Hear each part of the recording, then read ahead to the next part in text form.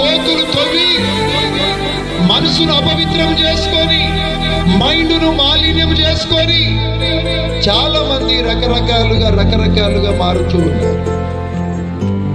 ప్రియమైన దేవుని బిడ్డలారా, ఈ లోకములు ఏదైనా మారచ్చు. మనకు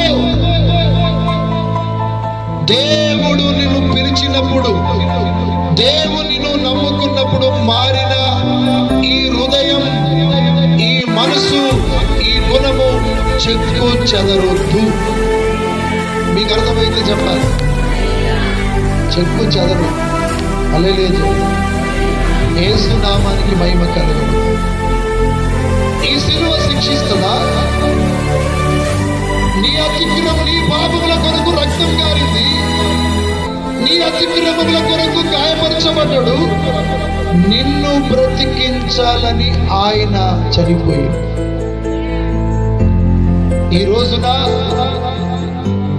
మొన్న ఆదివారం ప్రసంగంలో అమ్మగారు చెప్పింది, ముదురుందట. ముదిరితే పక్కకు పడవేయాల్సింది. లేతగా ఉంటే అది రుచికరంగా ఉంటుంది ఆ కూరగాయ. ఈ రోజున ప్రియమైన దేవుని బిడ్డల, మిమ్మల్ని అడుగుతున్నా, మీలో ఎవరైనా సిలువకు శత్రువులుగా మారుతున్నారా?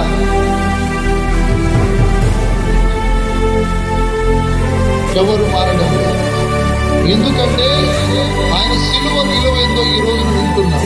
19వ వచనం వాళ్ళ గురించి చూడండి. పౌలు అంటున్నాడు 19వ వచనంలో, వారికి నాశనమే అంతము. సిలువకు, క్రీస్తు సిలువకు శత్రువులుగా ఎవరు మారుతున్నారో వాళ్ళ అంతం, వాళ్ళ చివర పరిస్థితి ఏమిటి? నాశనమే. దానికి నేను బాధ్యుని కాదు. మీరు నన్ను అనొద్దండి. మీరు ఎందుకంటే పౌలు అంటున్నాడు, క్రీస్తు సిలువకు శత్రువులుగా మారుతున్న వాళ్ళ